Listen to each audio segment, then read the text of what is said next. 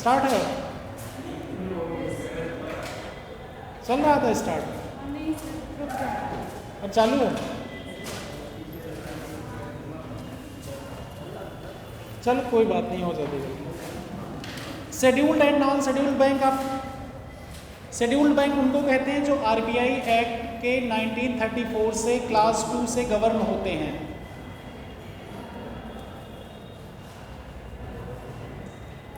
और non scheduled bank की definition होती है जो इस एक्ट के तहत नहीं आते हैं, जिनका इनमें नहीं होता, वो अलग टाइप के बैंक, नॉन शेड्यूल्ड, बस यही डेफिनेशन है। क्या हुआ, बैंकिंग टॉपिक स्टार्ट कर दिए, कहाँ घूम रहे थे तुम लोग? 5 मिनट बोले थे तुम लोग तो।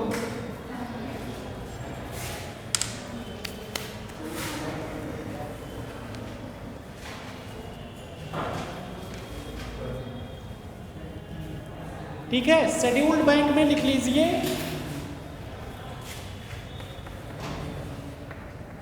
कॉमर्शियल बैंक हो गए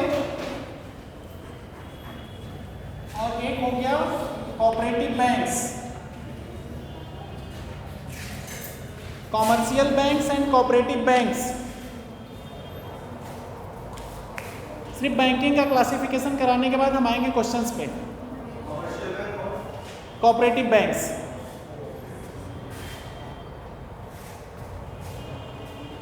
कॉमर्शियल बैंक के नीचे पहले एग्जाम्पल सारे लिख लो जो जो मैं बोल रहा हूँ। कॉमर्शियल बैंक के नीचे एग्जाम्पल सही सीधे लिखते जाइए। कॉमर्शियल बैंक में कौन कौन से बैंक आते हैं? Public sector bank, private sector bank, differential bank. Differential bank को हिंदी में कोऑपरेटिव बैंक को कहते हैं सहकारी बैंक, सहकारी।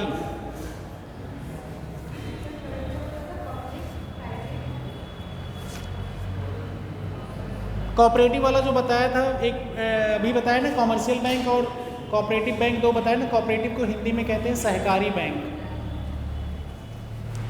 और कॉमर्शियल के अंदर में मैंने बताया public sector bank,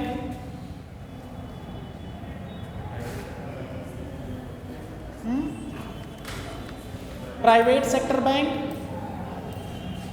differential bank. और इस डिफरेंशियल बैंक के अंदर मतलब फिर से एरो मारिएगा कौन कौन से बैंक होते हैं डिफरेंशियल बैंक के अंदर में। कॉमर्शियल बैंक, कॉमर्शियल बैंक के अंदर ये 3 पॉइंट लिखा। फिर डिफरेंशियल बैंक के अंदर सब पॉइंट होंगे जो ये आप पेमेंट बैंक, ये जैसे पेमेंट बैंक, पेमेंट बैंक हो गए, स्मॉल फाइनेंस बैंक हो गए, नहीं सब डिफरेंशियल। ये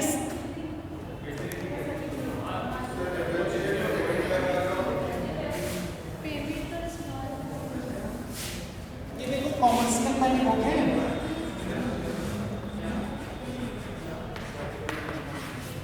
कॉमर्शियल बैंक के अंदर में जब हम आते हैं तो पहले तो एक पब्लिक बैंक हो गया, प्राइवेट बैंक हो गया, प्राइवेट, उसके बाद हमारे डिफरेंशियल बैंक है। ठीक है,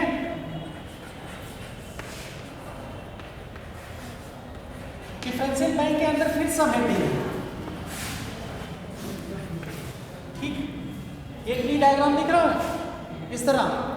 इसमें भी एक पेमेंट बैंक हो गया, स्मॉल फाइनेंस बैंक हो गया, रीजनल रूरल बैंक हो गए, रीजनल रूरल बैंक, क्षेत्रीय ग्रामीण बैंक पढ़ते नहीं, ग्रामीण बैंक ऑफ बड़ौदा, ग्रामीण फला ये। और पेमेंट बैंक में जैसे हो गया पोस्ट ऑफिस वाला पेमेंट बैंक खुला, पेटीएम का पेमेंट बैंक है, एयरटेल का पेमेंट बैंक है, ये सब एग्जाम्पल। ऑफलाइन नहीं है, उससे ऑनलाइन ही है, लेकिन पेमेंट बैंक है वो। पेमेंट बैंक की डेफिनेशन हम बाद में बताएंगे क्या होता है एग्जैक्ट उसके टर्म, अभी हम क्लासिफिकेशन बता रहे हैं। एक लोकल एरिया बैंक भी होता है इसी के अंदर में, नहीं एक रीजनल एरिया बता दिया, एक लोकल एरिया बैंक। हम डेफिनेशन बाद में बताएंगे, टेंशन मत लो।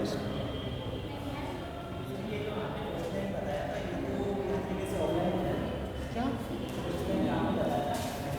पोस्ट ऑफिस पेमेंट बैंक में हमने कई बताए, जैसे पेटीएम पेमेंट बैंक हो गया, एयरटेल का पेमेंट बैंक हो गया, एक पोस्ट ऑफिस वाला पेमेंट बैंक है। उससे बैंक की डेफिनेशन में आते हैं, जो ऑनलाइन ऑपरेशन करेंगे ऑफलाइन करेंगे वो अलग बात है। बैंक की एक डेफिनेशन होगी, पेमेंट बैंक की अलग, स्मॉल फाइनेंस बैंक की अलग, और क्या कहते हैं पेमेंट बैंक की अलग डेफिनेशन होगी, सबकी अलग। तो ये डिफरेंशियल बैंक जो है ये छोटे अमाउंट वाले होते हैं, छोटे डिस्बर्स करने वाले लोन होते हैं, जिसको जब अभी हम एग्जैक्ट अलग, अभी हमने क्या क्लासिफिकेशन बता रहे हैं।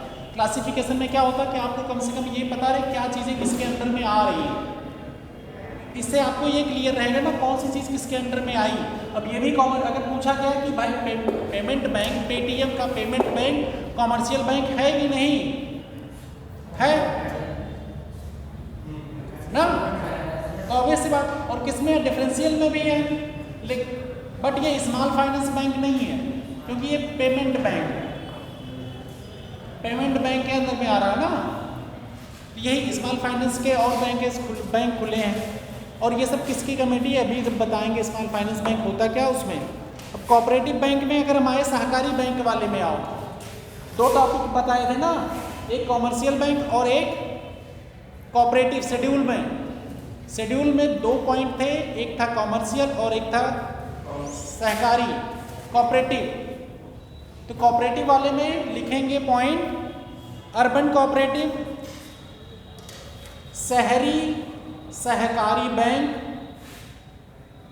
स्टेट कोऑपरेटिव राज्य सहकारी बैंक,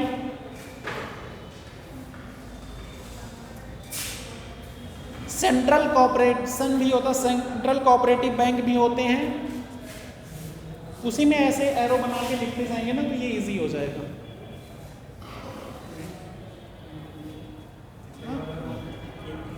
केंद्रीय सहकारी बैंक,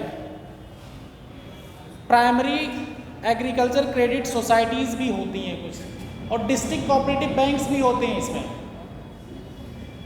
कभी सुना होगा जिला सहकारी बैंक का नाम सुना होगा, वो भी आता है इसमें।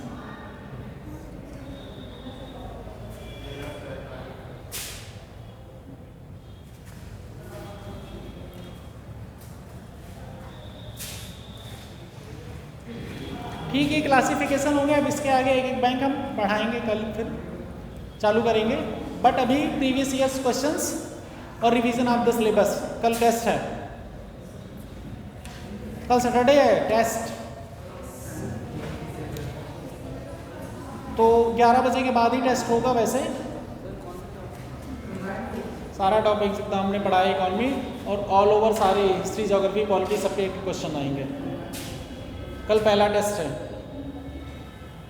और ये हमेशा बताया जा रहा होगा, सभी टीचर बोल रहे होंगे आप लोगों को। नहीं बोल रहे थे? बोल रहे हैं ना सभी। ये कल टेस्ट है, आप थोड़ी तैयारी कर लेते हैं। पीडीएफ खोल लो सब लोग, जो जो टॉपिक पढ़ाए गए हैं, जो पीडीएफ हमने उसमें शेयर किया है घटना चक्र वाला, वो ओपन कर लो। और ये जो ग्रुप मैंने टेलीग्राम बनाया है उसके साथ एक डिस्कशन वाला ग्रुप भी अटैच है ना अटैच। उसमें जैसे जैसे आप लोग क्वेश्चन करो तो क्विज के फॉर्म में डालते रहो। वहाँ पे सब लोग अगर कोई टॉपिक पकड़ दोगे, 10-10 क्वेश्चन डाल दोगे वहाँ से घटना चक्र से उठा के, तो क्या होगा, सब लोग क्विज आपस में कर लिया करोगे। समझे मेरी बात? डालना आता ना क्विज, तो क्विज वहाँ से पढ़ के वही चीज़ें डाल दिया करो, तो कम से कम वहाँ आपके पास क्वेश्चन बैंक हो जाएगा एक जगह। इकॉनमी वाला जो ग्रुप आपने चैनल ज्वाइन किया है, चैनल ओपन करिए, वहाँ देखिए मैसेज का एक लिंक आता है, उस पर क्लिक मारेंगे तो डायरेक्ट वो ग्रुप पे ले जाएगा, डिस्कशन ग्रुप पे। डिस्कशन ग्रुप को ज्वाइन करिए और उसमें क्वेश्चन पोस्ट करिए। सब लोग एक एक टॉपिक पकड़ लीजिए, उस टॉपिक का घटना चक्र से क्वेश्चन उठाइए और पुटअप कर दीजिए वहाँ पे। इससे आपके रिवीजन हो जाएंगे, आपको चीज़ें याद हो जाएंगी और ओपन डिस्कशन होगा वहाँ पे।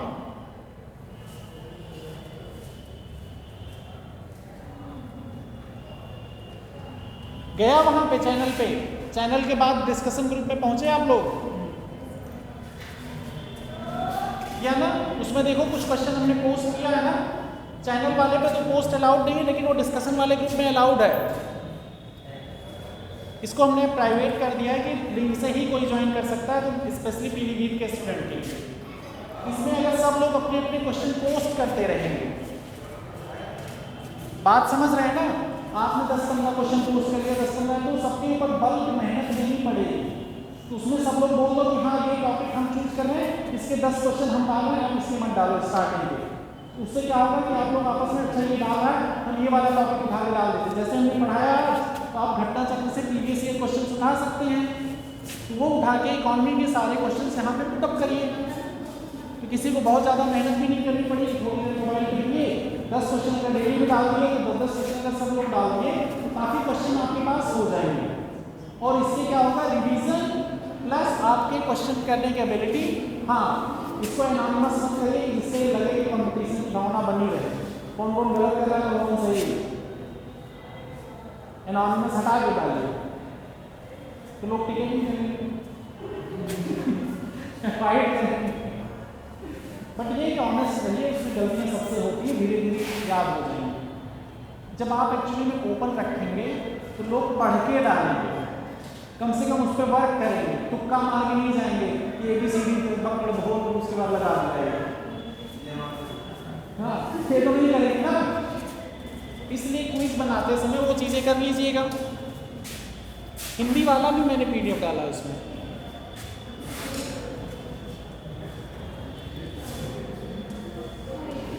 अब जो जो चैप्टर हमने पढ़ा है उसको ओपन करो यार, फटाफट देखो।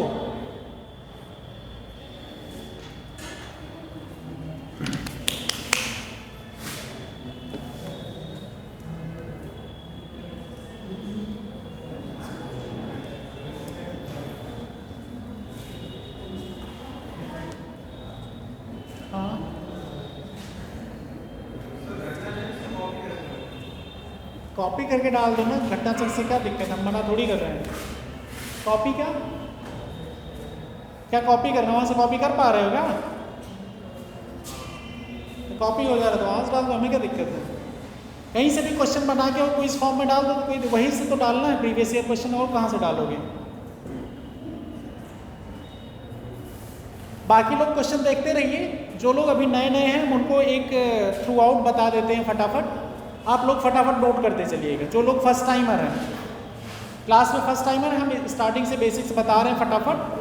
देखिए लिखा तो नहीं पाएंगे, लेकिन ये है कि एक ओवरऑल व्यू दे रहे हैं, उसे आप एक्चुअली में याद करते चलिएगा क्या क्या हमने पढ़ाया है। कॉपी देना, अपनी नोट्स बनाया नहीं स्टार्टिंग से? कौन बनाया नोट्स?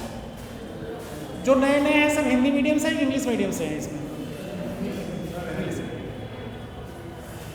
ना, जो लोग डेली क्लास कर रहे हैं वो क्वेश्चन देखें, जो डेली क्लास कर रहे हैं वो क्वेश्चन देखें टॉपिक वाइज, जहाँ पे नहीं आ रहा वो पुटअप करें। और जो लोग एक्चुअली में नए हैं उनके लिए मैं पूछ रहा हूँ, तो मैं फटाफट टॉपिक बताता हूँ।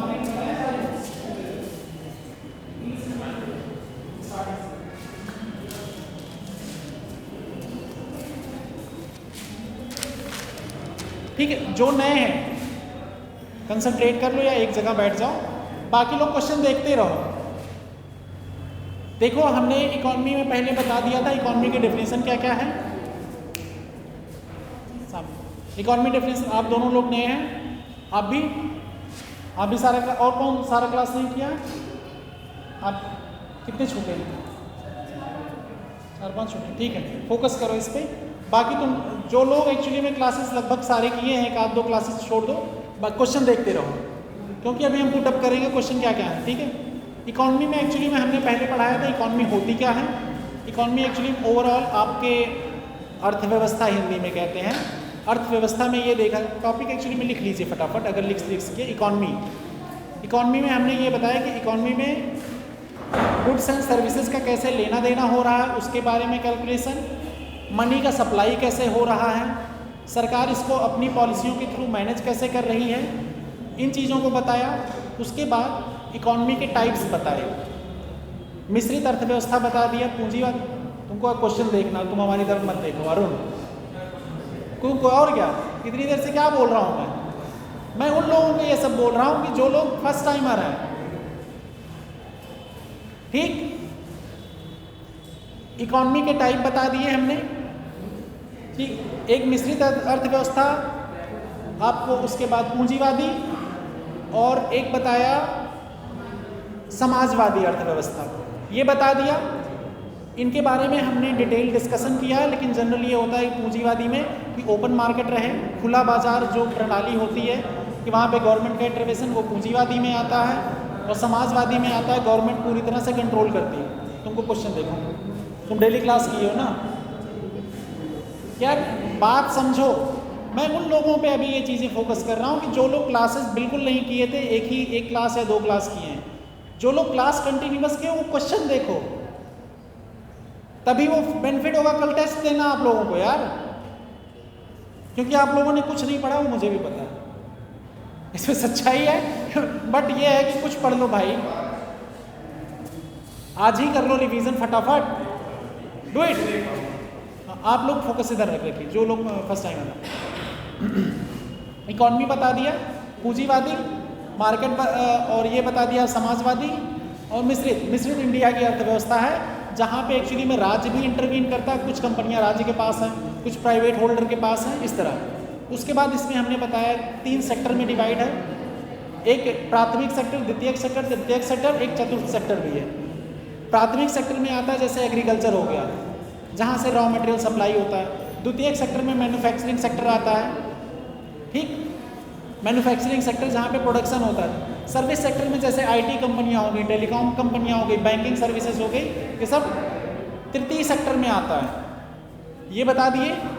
उसके बाद चतुर्थ सेक्टर में आता है डिसीजन मेकिंग, जहाँ रिसर्च होता है, पॉलिसीज बनती हैं, वो सब चतुर्थ क्वार्टरनरी सेक्टर कहलाता है। हिंदी मीडियम है कि इंग्लिश? हिंदी, आपका हिंदी मीडियम है, ठीक है। क्वार्टरनरी चतुर्थ सेक्टर हो गया, ये हो गया। उसके बाद हम लोग जब आगे बढ़ते हैं, इसी इकॉनमी में कुछ गुड्स आते हैं, गुड्स के टाइप।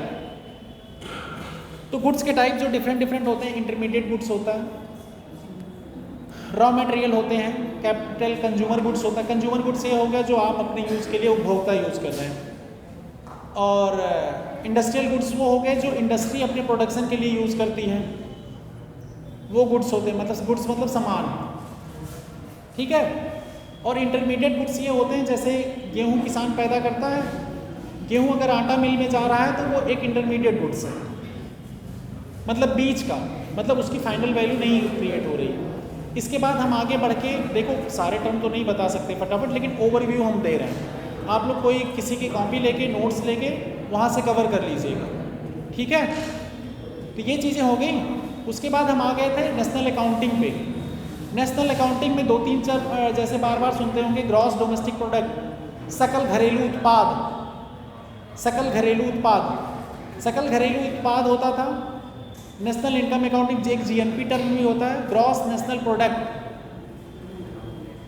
ग्रॉस नेशनल प्रोडक्ट को कहते हैं सकल राष्ट्रीय आय, ठीक है, या सकल राष्ट्रीय उत्पाद कहते हैं। प्रोडक्ट है या नेशनल इनकम जीएनआई रहेगा तो नेशनल आय हो जाएगा, राष्ट्रीय आय हो जाएगा।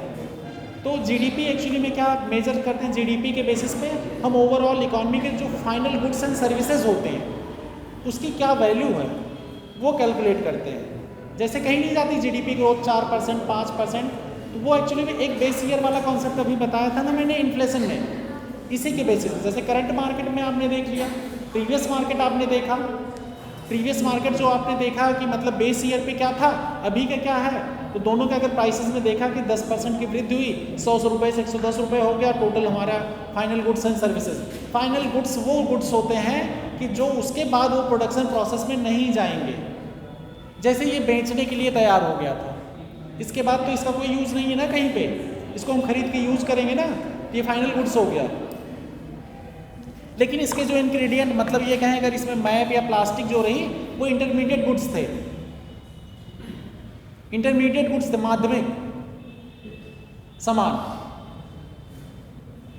क्वेश्चन देखो, क्वेश्चन टॉपिक के क्वेश्चन देखते रहो, जहाँ पे फंसो वो बता देना, मार्क किए रहना, वो हम अभी डिस्कस करेंगे, ठीक है। तो इसके बेसिस पे जीडीपी को कैलकुलेट करने और या नेशनल इनकम अकाउंटिंग करने के 3 मेथड थे। एक प्रोडक्शन मेथड था, प्रोडक्ट मेथड, और एक था एक्सपेंडिचर मेथड, व्यय नहीं, प्रोडक्ट्स मतलब उत्पाद विधि, एक था व्यय विधि और एक था आय विधि। इन तीनों के भी बेसिस पे फार्मूले लिखे हैं किताबों में भी, या किसी के नोट से आप लोग देख लीजिएगा, ठीक है। वहाँ पे GDP calculation, GNP calculation, net GDP calculation, net national product calculation, NNP, ये चीज़ें आपको देखनी है, पर्सनल इनकम देखनी है, ये टर्म आपको देखने हैं वहाँ पे। और एक जीडीपी डिफ्लेटर जो अस्फीतिक कह रहे थे वो भी वहाँ पे देखने को मिल जाएगा। उसके बाद हम आगे बढ़े, कहाँ पे आए, प्लानिंग पे। प्लानिंग में बीच में बताया कि 12 टाइप के 12 प्लानिंग कमीशंस आ चुके हैं, और इसमें हिस्टोरिकल फॉर्म में एक्चुअली में कई प्लानिंग कमीशन जब हमारा देश आज़ाद नहीं हुआ था, एक 1934 में आया था, एम एन रॉय का था, 1938 में नेहरू और सुभाष चंद्र बोस का प्लान आया था, बॉम्बे प्लान 1944 में आया था, उसी समय विश्वेश्वरैया प्लान भी एक आया था बाद में, एक आया था गांधीयन प्लान भी 1944 में, और उसके बाद फिर आगे वाले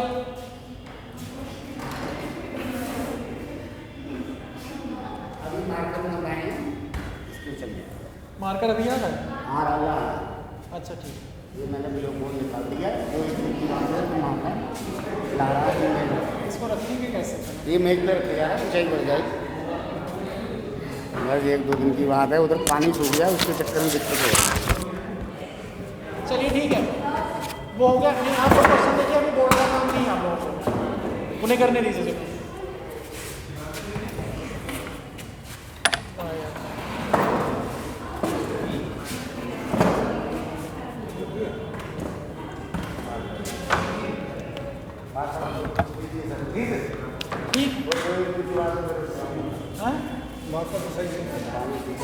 चलने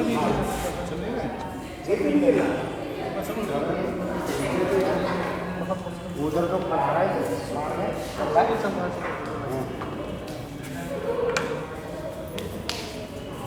ठीक। तो आगे हम लोगों ने एक्चुअली में प्लानिंग पढ़ा था। प्लानिंग में क्या पूछा जाता है, क्रॉनोलॉजी पूछी जाती है, ये पूछा जाता है, और साथ में कई बार वो स्पेसिफिक ऑब्जेक्टिव पूछे जाते हैं। स्पेसिफिक ऑब्जेक्टिव मैंने किसी की कॉपी आप लोग नोट्स लीजिए तो उसमें लिखा रखा है, और सब्जेक्ट क्लियर लिखा रखा है, लेकिन नोट्स डाउन कर लीजिए या फोटो खींच लीजिए किसी के नोट से, उसके बाद अपने अनुसार बना लीजिएगा। ये प्लानिंग हमने बता दिया था। प्लानिंग के बाद फिर अगला चैप्टर कौन सा पढ़ाया था हमने?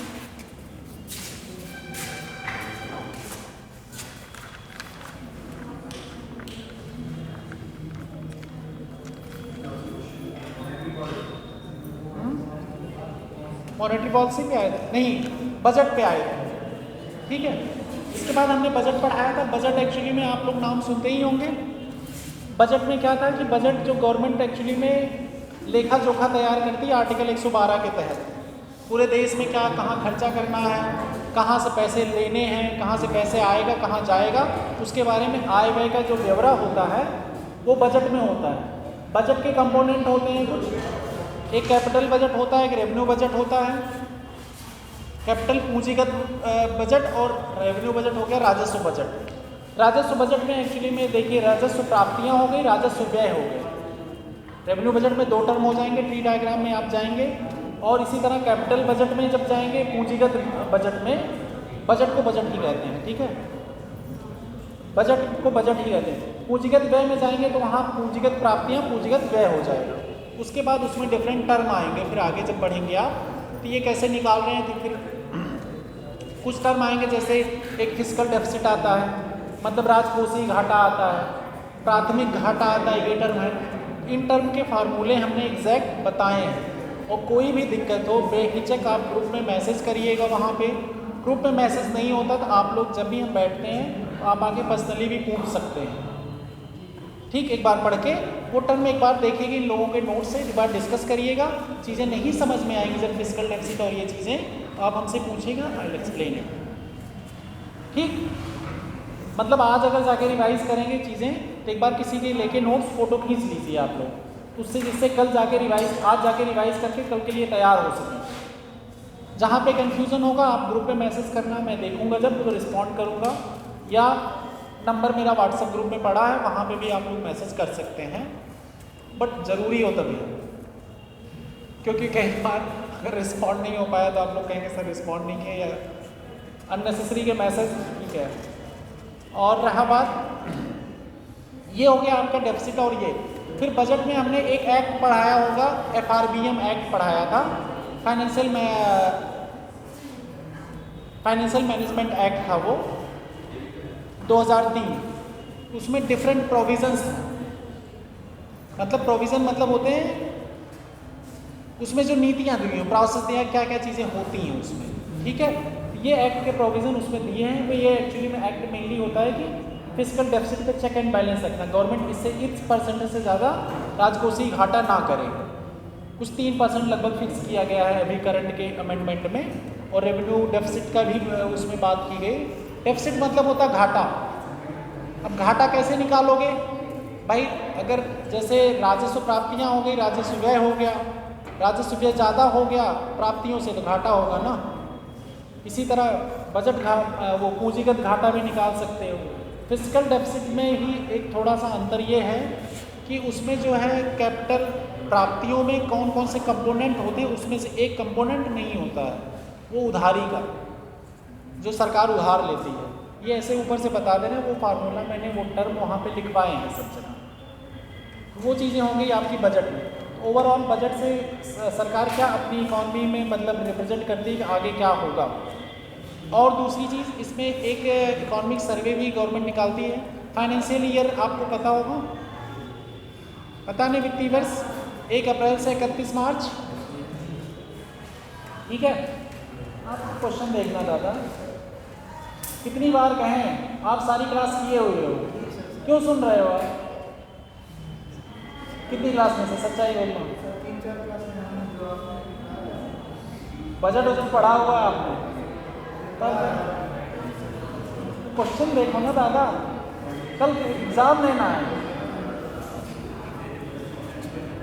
ठीक? सुन रहे हैं आप लोग? आप ही लोगों के लिए बक रहा हूँ, मतलब 3 4 5 लोग जो हो, ठीक।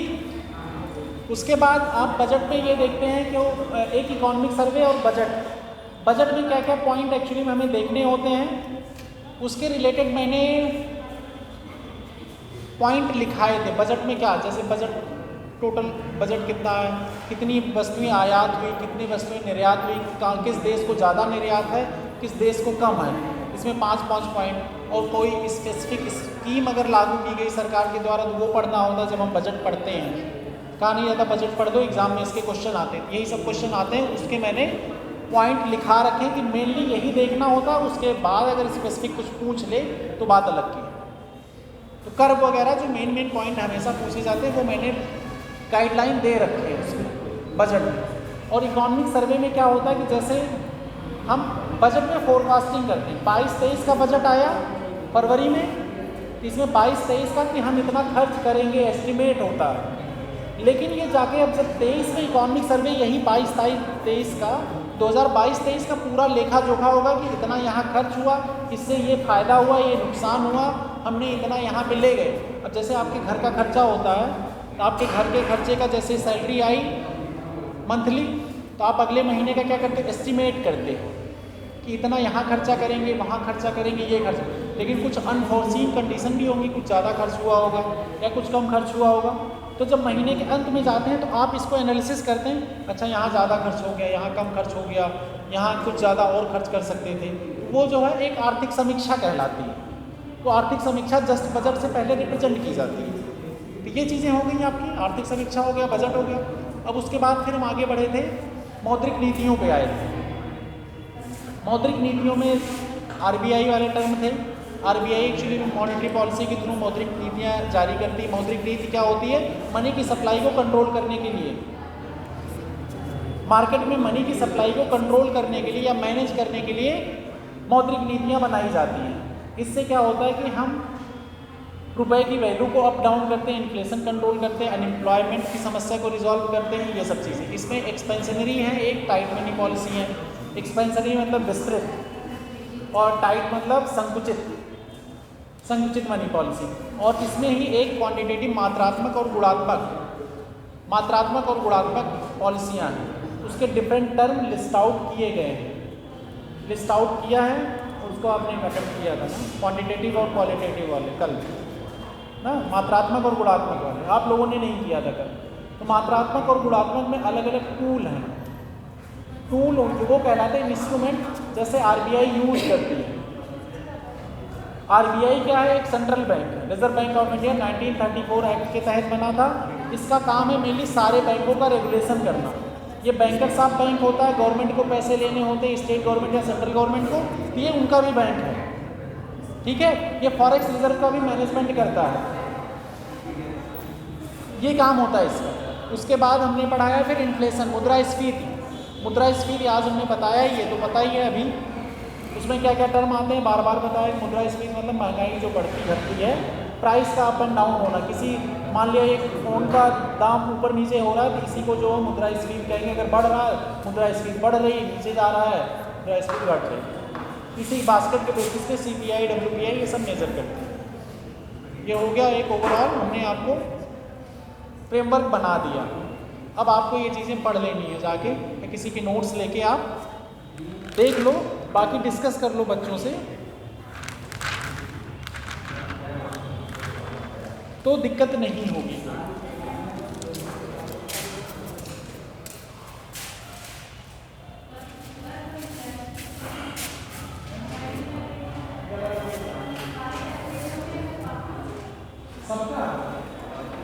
सबका उसमें कुछ क्वेश्चन हमारे रहेंगे, अब जितना वो लोग पुटअप करेंगे।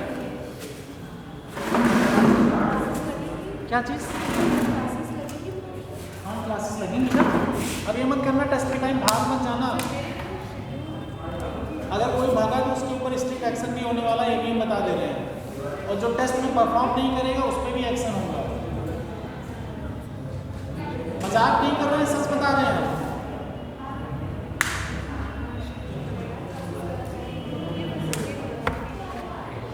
और जो अच्छा परफॉर्म करेगा उसके लिए सर्टिफिकेशन भी जारी होगा, और जो नहीं परफॉर्म करेगा हो सकता है उसके घर पे तो मार्कशीट भेजी जानी है, लेकिन कुछ और भी एक्शन हो सकते हैं। ऑफलाइन नहीं होगा। और क्या? हाँ मॉक टेस्ट है। सिंसियरली आप प्रिपेयर रहिएगा।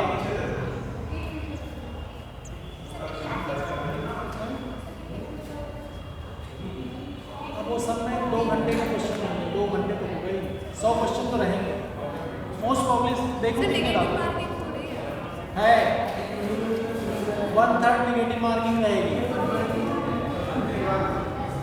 जो एग्जाम में होता है उसी पैटर्न पे हो रहा, 1/3 नेगेटिव मार्किंग होगी। और इसमें UPSC के भी क्वेश्चंस रहेंगे।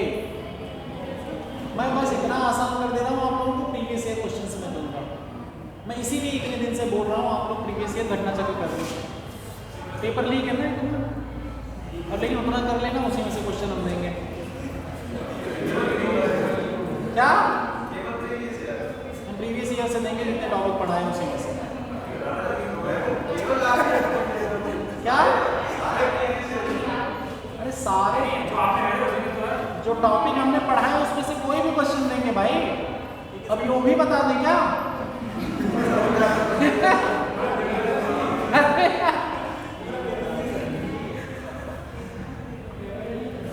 अब और कितना आसान कर दे, बात में कर लेना, पहले क्वेश्चन देख लो। क्या टेस्ट क्या ठीक है? देखो यार मैं टोक देता हूँ, मेरी बुरी आदत है, ये लोग बातचीत करते हो तो थोड़ा ये लगता है कि भाई पढ़ लो, क्लास में हो तो।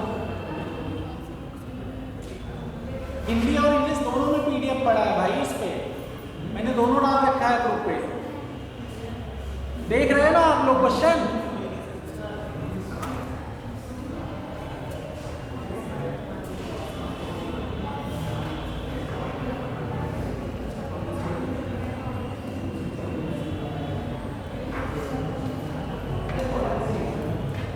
इवन ये देखिए ग्रोथ रेट भी पूछा जाता है, GDP के ग्रोथ रेट के फैक्चुअल क्वेश्चन पूछे जाते हैं।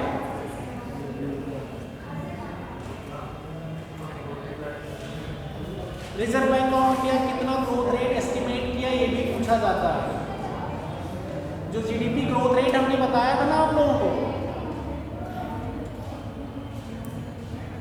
GDP का ग्रोथ रेट बताया था ना, एक बेस ईयर एक नॉमिनल ईयर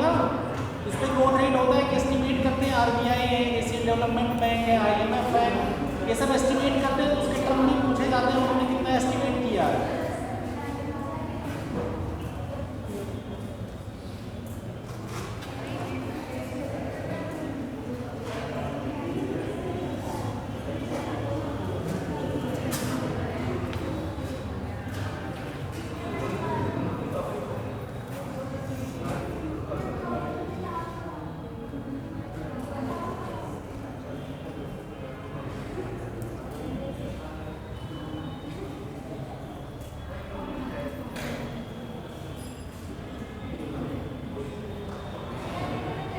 क्वेश्चन हो रहे हैं कि नहीं?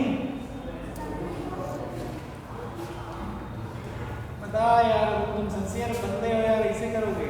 अरे सर वो क्वेश्चन पूरा वो टॉपिक पूछ रहा था माइक सर से। माइक सर से क्या टॉपिक पूछ रहे हैं? टेस्ट वाले टेस्ट की टेंशन नहीं, मतलब टॉपिक उनके भी कोई टॉपिक है या पूरी उन्होंने जो पढ़ा दिया सबके सब आएंगे। जब इतने दिन से कह रहे हैं, हफ्ते भर से हम तो पहले ही बता रहे हैं तुम लोगों को यार, और कैसे बताते हैं? ये बात जान लो, इकोनॉमी में अगर परफॉर्म नहीं किए ना, पनिशमेंट मिलेगी।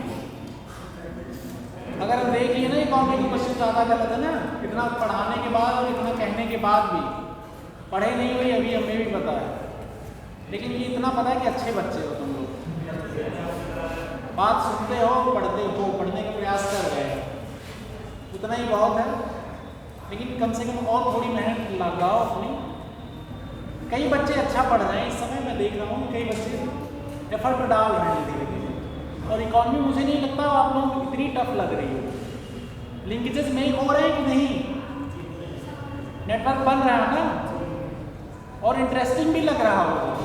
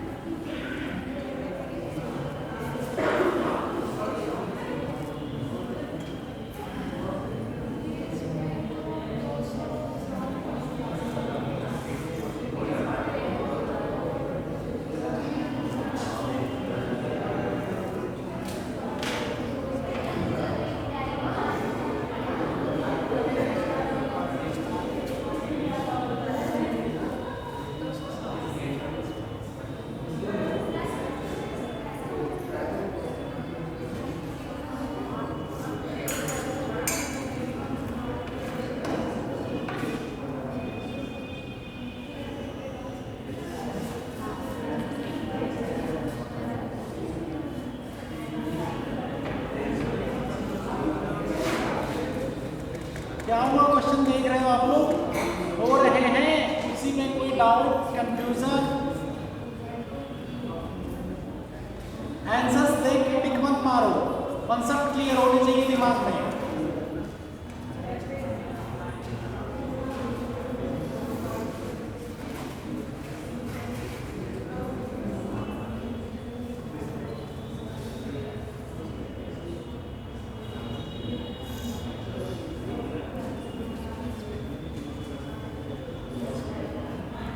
किस इकोनॉमिस्ट ने राजकोषीय नीति को इकोनॉमिक डिप्रेशन से बाहर निकलने के लिए प्रस्तुत किया था? 1929 में।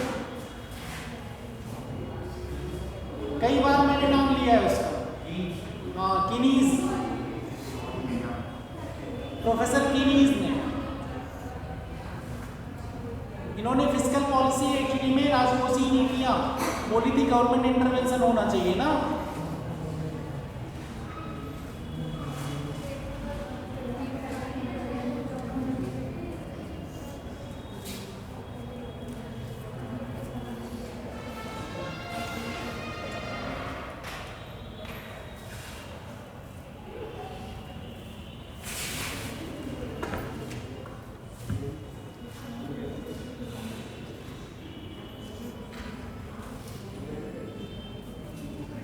इकोनॉमिक सर्वे आर्थिक समीक्षा कौन रिप्रेजेंट करता है? कौन? आर्थिक समीक्षा वित्त मंत्रालय।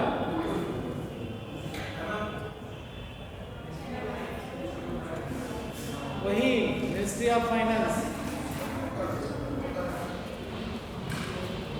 मिनिस्ट्री ऑफ फाइनेंस इसको एक्चुअली में रिप्रेजेंट करता है, वित्त मंत्रालय।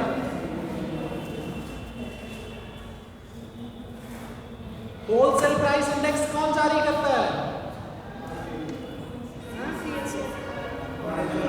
होलसेल प्राइस इंडेक्स, यस, वाणिज्य मंत्रालय का डिपार्टमेंट है, इकोनॉमिक एडवाइजर। उपभोक्ता सूचकांक, कंज्यूमर प्राइस इंडेक्स, उपभोक्ता मूल्य सूचकांक कौन जारी करता है?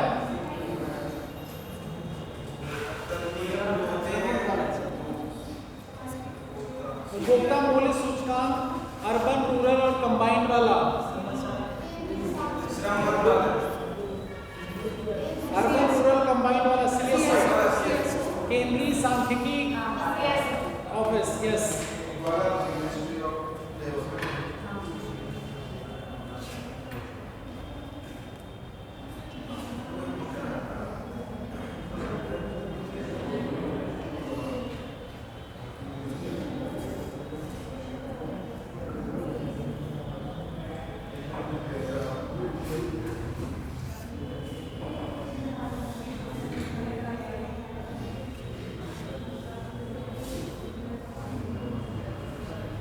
जीरो बेस्ड बजटिंग मैंने एक कॉन्सेप्ट बताया था।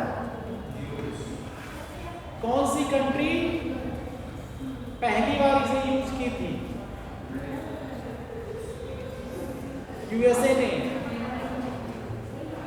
अमेरिका ने। क्या होता जीरो बेस्ड बजटिंग, कुछ याद है?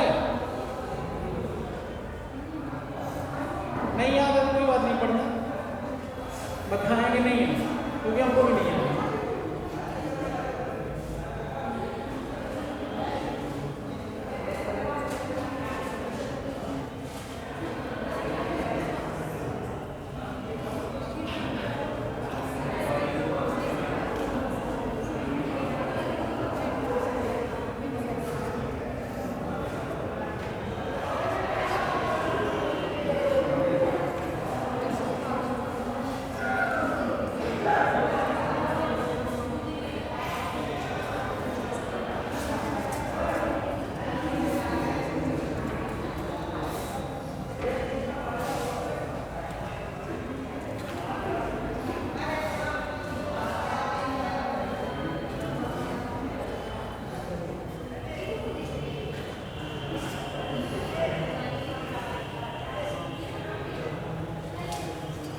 ब्याज का जो पेमेंट किया जाता है, इंटरेस्ट पेमेंट, वो कौन से बजट के अंदर में आता है? इंटरेस्ट पेमेंट कौन से बजट में आता है? रेवेन्यू बजट था और कैपिटल बजट है, कौन से बजट में आएगा?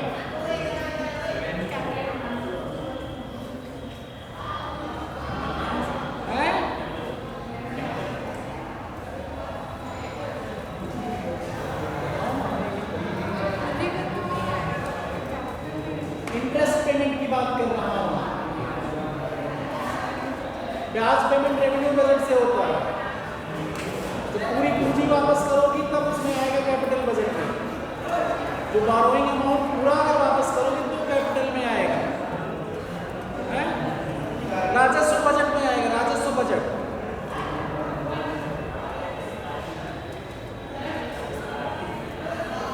राजस्व व्यय में आएगा ना, पेमेंट कर रहे हो ना।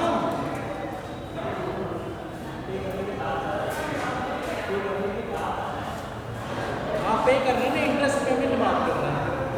प्राप्तियों में भी इंटरेस्ट रिसीव भी होता है।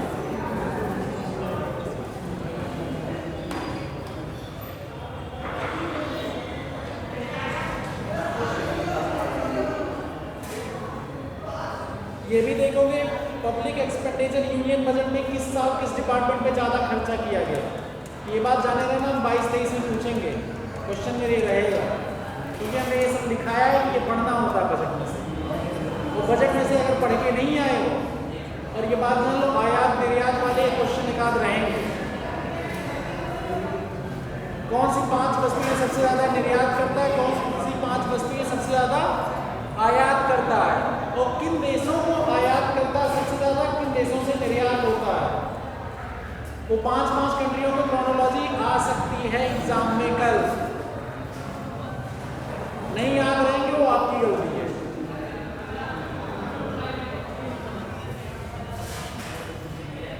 और बजट से क्वेश्चन रहने ही रहने हैं।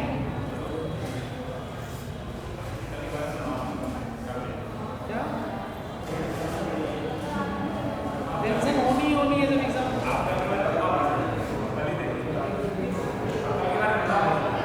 कल के बाद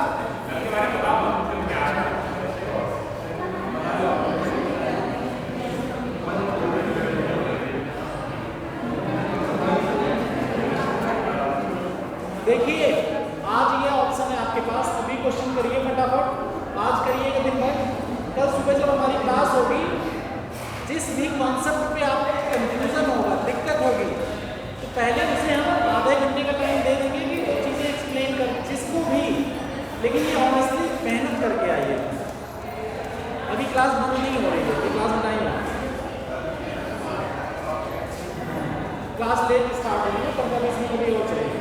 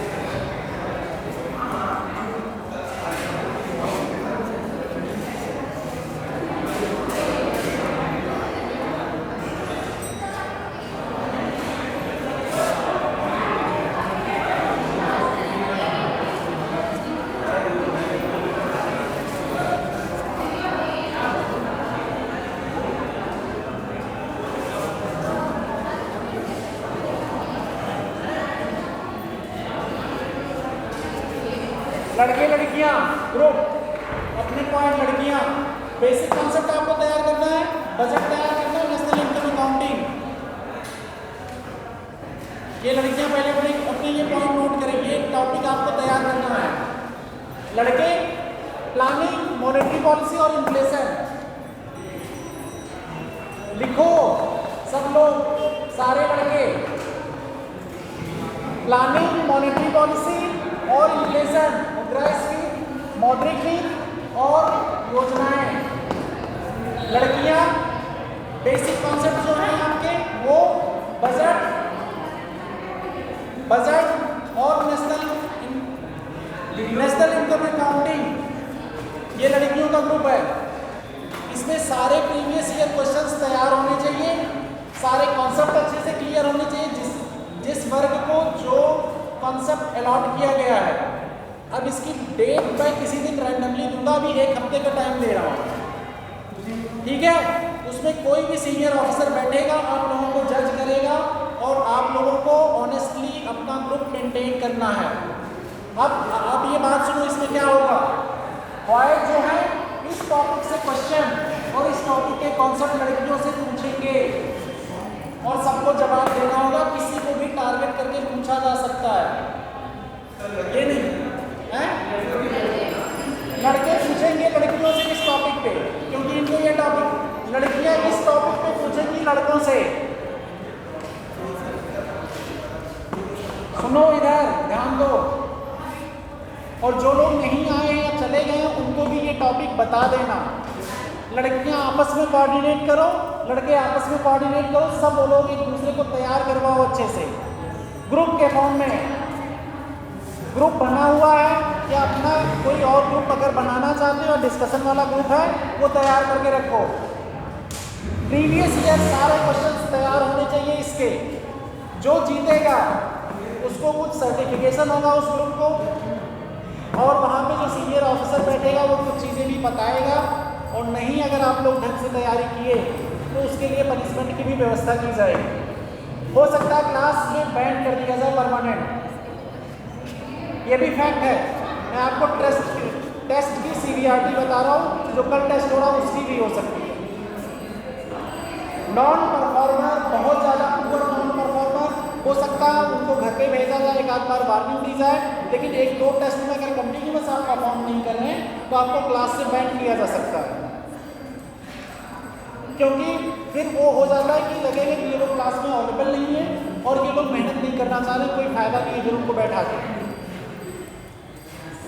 रिजल्ट देना ही नहीं पीलीभीत वालों को कि आपको अलग डिस्ट्रिक्ट 75 डिस्ट्रिक्ट हैं। आपको अगर अपने डिस्ट्रिक्ट में परफॉर्म अच्छा करना है कि पीसीएस में हमारा, यूपीएससी में हमारा प्रीलिम्स निकले, मेंस निकले, तो किससे मेहनत करनी होगी। सारे टीचर आपके बहुत कैपेबल हैं, सभी लोग प्रीलिम्स, मेंस, इंटरव्यू सब दिए हुए हैं, जो आपको बाहर की कोचिंगों में दिल्ली जाके भी मिलेंगे, वही मिल रहे हैं यहाँ पे। और सब लोग अपने लेवल पे बेस्ट दे रहे हैं, इवन ऑफिसर्स भी आके दे रहे हैं। ऐसी अपॉर्चुनिटी सबको नहीं मिलती है। ये एक्टिविटी क्लियर हुई क्या है? सर बेसिक कॉन्सेप्ट पे जीडीपी और सेक्टर्स में सब आएगा जी, नेशनल अकाउंटिंग में सब आ रहा है।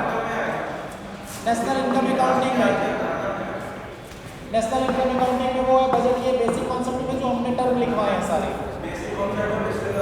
विशेष सेक्टर क्या क्या है, क्या है, ये सब वो सब हो गए। आपके प्लानिंग में आपको पता ही है लड़कों को, भाई हारना नहीं है किसी को। हम देखो दोनों को सपोर्ट कर रहे हैं, किसी की तरफ नहीं है। लड़कियां या ना सोचे कि हम उधर टिल्ट रहेंगे, या लड़के ना सोचेंगे हम लड़कियों की तरफ टिल्ट रहेंगे। हैं ना, हम बैठे, हम इसलिए एक्चुअली मॉडरेटर हैं ही नहीं। मॉडरेटर कोई और बनेगा, जज कोई और करेगा, हम सिर्फ बगल में बैठे रहेंगे कि हाँ कौन सही कर रहा है कौन गलत कर रहा है। ये हो सकता है हम रहेंगे ना, ये भी हो सकता है।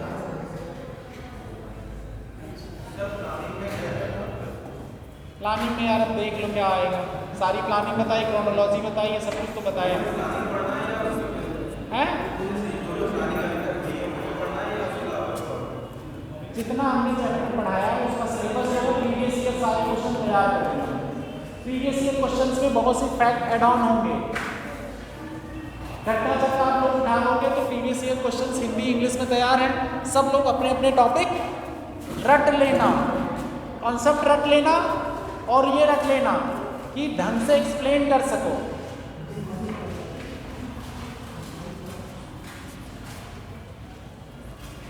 और सब लोग आपस में अपने ग्रुप को लीड करना।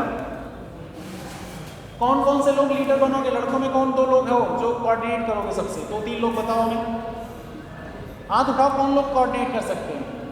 आप करोगे सबको कोऑर्डिनेट करना? आप ओए सब नोट चुकाओ, तुम और आप, बात पे इजी। 3 लोग, सार्थक नहीं आया, सार्थक 4 लोग, 4 लोग ग्रुप को लीड करोगे, सबको इकट्ठा करोगे और सबको तैयारी फुल फ्लैश होनी चाहिए। आप दोनों हो गए, ये हो गए, ठीक है। किसी और को चाहते हो तो 5 लोग कर लो अपना, 5 लोग मैनेज करो कि सबके सब कॉन्सेप्ट तैयार हों।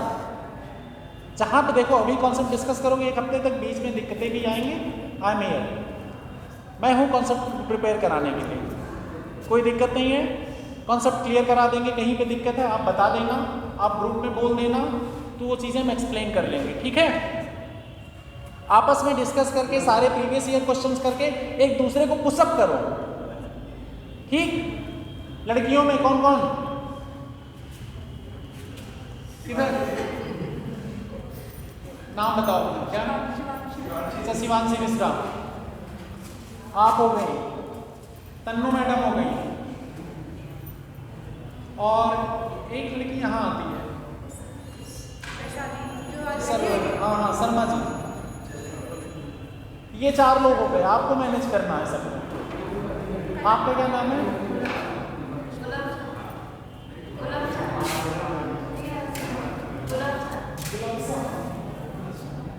ठीक है, 1 2 3 4, एक लोग को और कर लीजिए, एक को कर लीजिए, एक को कर लीजिए, 2 3,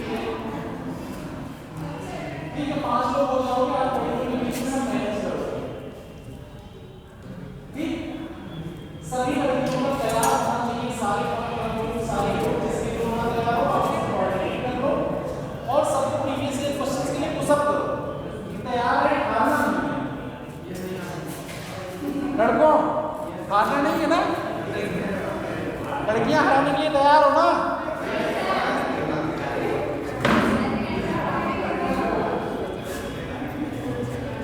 देखो इस एक्टिविटी में आप इंजॉय भी करोगे, इंटरेक्टिव भी होगा, और आपकी पढ़ाई भी होगी,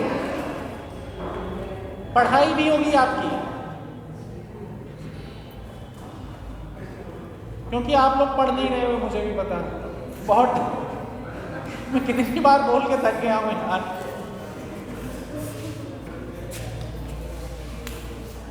और सीनियर ऑफिसर्स रहेंगे, इसलिए आप लोग थोड़ा डिसिप्लिन में भी रहिएगा, ठीक। हंसी मजाक अपनी जगह है, थोड़ा फॉर्मल और डिसिप्लिन मेंटेन रखिएगा, और बोलचाल की भाषा में भी मतलब सॉफ्ट लैंग्वेज यूज़ करिए। कई बार हो बच्चे आप लोग मतलब ऐसे वर्ड बोल देते हो, जैसे कोई समझा रहा है तो लोग ऐसा दोगे कि लगेगा उसको खाने को दौड़ रहे हो, वो ये लगता है, बट ठीक है, हमारे लिए चलता है कि भाई हम रोज़ मिल रहे हैं तो आप हम लोग हमारे ही हो, हमें इतना बुरा नहीं लगता, लेकिन ठीक है। लेकिन तब भी मैनेज करना चाहिए कि हार्श वर्ड हम लोग यूज़ ना करें। कम्युनिकेशन स्किल्स का पहला पर्पज़ होता है कि हार्श वर्ड और आपस के जो मतलब नाजार ऐसी लगे तो डायरेक्टली टॉक कर लो, रिमूव इट, बातें ख़त्म रहे। तो लेकिन बट जब सीनियर ऑफिसर आ रहे हैं आपके लिए, तो फिर आप थोड़ा फॉर्मल रहिए और अपनी बातें जो रखिएगा पॉजिटिवली रखिए, लड़ने झगड़ने मत लगिएगा, न पिच हाई करिए, नॉर्मल पिच में अपनी बात रखिए, ये चीज़ है, ऐसे एक्सप्लेन है, ये मुझे पता है, ठीक है, नहीं पता तो कोई बात नहीं, लेकिन ये है कि हाँ ज़्यादातर ये करना है कि अपने पॉइंट रखना है कि ये आर्गूमेंट एग्जाम्पल के साथ आप एक्सप्लेन कर सकिए कोई पॉइंट, कि लगे कि आप लोग वेल सिविलाइज्ड और वेल अच्छे से रिप्रेजेंट कर रहे हैं चीज़ें क्लास की, समझे आप। हिंदी इंग्लिश जिसमें भी आप कंफर्टेबल हो उसमें एक्सप्लेन करना, और बेटर वे में एक्सप्लेन करेंगे तो आप जब खुद एक्सप्लेन करते हो चीज़ें, आपको चीज़ें ज़्यादा क्लियर हो जाती हैं, होती है कि नहीं, हो जाती है ना। तो ये टॉपिक नोट डाउन कर लीजिए, ये टॉपिक एक्चुअली में आप लोगों की एक्टिविटी के लिए है, ये एक्टिविटी होगी, और ये एक्टिविटी मैं चाह रहा हूँ कि हो सकता है महीने में 2 बार होती रहेगी, आगे भी जैसे जैसे मेरे टॉपिक ख़त्म होंगे ये होंगे, ये भी हम स्टार्ट कर रहे हैं, हो सकता है मैं बाकी और टीचरों को बोल दूंगा तो वो OTP स्टार्ट कर देंगे। अभी मैं DSW साहब को ये बोलूँगा कि ये मैंने स्टार्ट किया, ये वो भी, वैसे मैंने बोला उनको, वो बोले कि मैं बाकी सब्जेक्ट में भी कराना चाह रहा हूँ, मैंने कहा करा दीजिए सर, बाकी लोग भी एग्री हों तो बाकी सब्जेक्ट का भी करा दीजिए, ठीक है। ये मैं तो टेस्ट से पहले कराना चाह रहा था कि जिससे आप लोगों का टेस्ट तैयार हो जाए, बट मेरे पास टाइम नहीं मिल पा रहा मुझे, क्योंकि बीच में एक्चुअली पानी वानी की वजह से दिक्कत हो गई, और ये एक्चुअली मैं रेगुलर क्लास से अलग होगा ना, रेगुलर क्लास से अलग किसी दिन रैंडमली बोलेंगे, जैसे कभी कभार एक्स्ट्रा क्लास की ज़रूरत पड़ी तो एक्स्ट्रा क्लास में भी आप लोग आ सकते हैं, ऐसी कोई दिक्कत तो है नहीं। तो ऐसे ही किसी दिन ऐसे बोलेंगे, जैसे 11 बजे के बाद कोई पॉइंट दिन रख देंगे जब सबके पास टाइम रहे, सब अवेलेबल रह सके, कुछ पूछ के वैसा पॉइंट रखा जाएगा टॉपिक, या संडे वगैरह रख दिया गया किसी दिन बुला के, तो जैसा फिजिबल रहेगा, और क्वेश्चंस कौन कौन से टॉपिक के आप लोग देख रहे हैं, जितने टॉपिक पढ़ाए गए वो टॉपिक मैंने ऑलरेडी उस ग्रुप में डाला है। एक बेसिक कॉन्सेप्ट का टॉपिक डाला है, नेशनल अकाउंटिंग का डाला है, बजट का डाला है, इन्फ्लेशन का डाला है।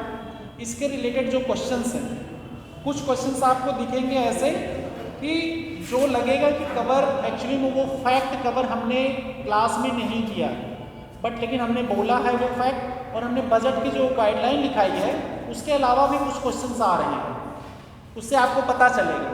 जब प्रीवियस ईयर क्वेश्चंस करते हैं तो उससे आपको कई इन्फॉर्मेशन नहीं पता चलती है। कॉन्सेप्ट तो आपको पता रहेगा, लेकिन कुछ फैक्चुअल चीज़ें एक्स्ट्रा आपको पता चलेंगी। तबियत डाउन में क्या नहीं कुछ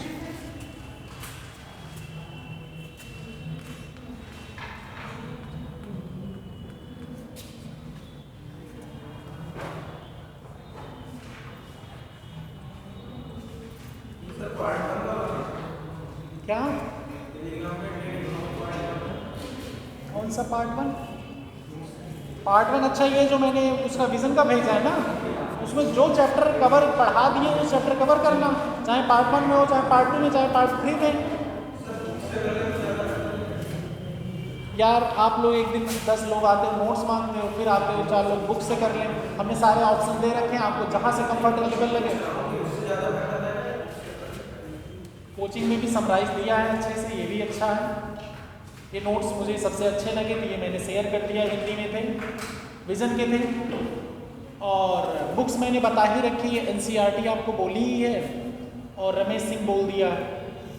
आप रमेश सिंह से पढ़ना चाहे तो सिर्फ रमेश सिंह को ही पढ़ लीजिए, मत पढ़िए NCERT अगर नहीं पढ़ने का मन कर रहा है। ठीक है, डायरेक्टली पढ़ लीजिए रमेश सिंह से, कोई दिक्कत नहीं। लेकिन रमेश सिंह में बहुत सी चीज़ें ये है कि इंटरकनेक्टेड। NCERT एक बार जब पढ़ लेते हो ना तो थोड़ा लैंग्वेज ईजी है, ईजी लैंग्वेज में, और वो जनरल टर्म एक्चुअली 11-12 के बच्चों को पढ़ा रहा होता है ना।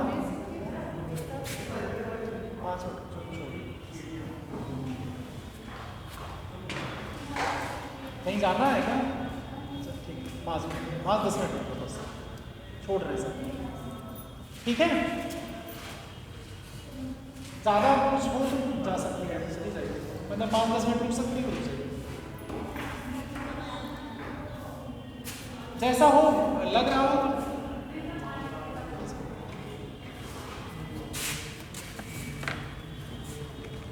तो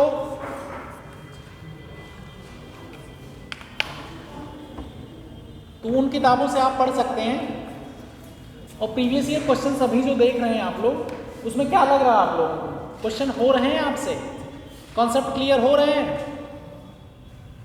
कुछ क्वेश्चन में दिक्कत आएगी, मैं उसको नो डाउट, मैं ये नहीं कह रहा हूँ सारे वजह, कुछ क्वेश्चन में दिक्कत आएगी, कुछ स्पेशल एक्चुअली वर्ड पूछता है वो, तो नीचे एक्सप्लेनेशन दिए होते हैं, अगर उससे भी समझ में नहीं आता है, कई बार नहीं आता, तो हम यहाँ पे, उससे कोई दिक्कत नहीं ना।